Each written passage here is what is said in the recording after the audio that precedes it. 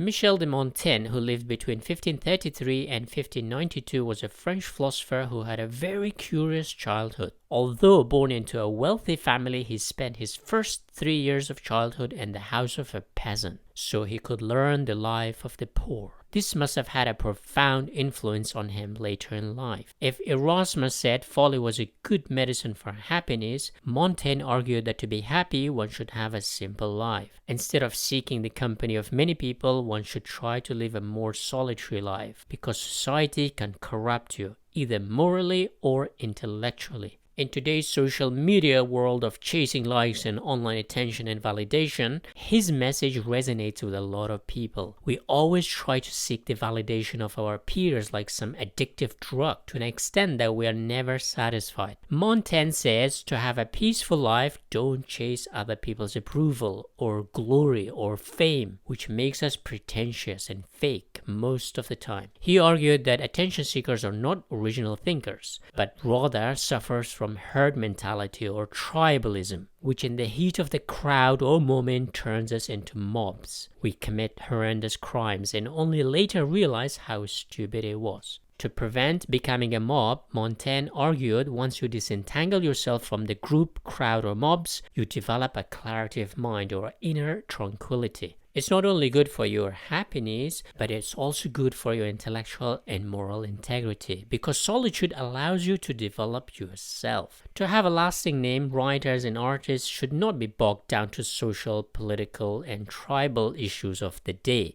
Montaigne's idea of solitude also inspired Friedrich Nietzsche, who was extremely critical of the masses or mobs or tribal thinking. I'll discuss Nietzsche later on. As modernity made mass education the norm and the crowded cities habitat for the majority of people, life's meaning became even more acute for the modern man. Knowledge of the world wasn't enough to have a meaningful life. We needed something else.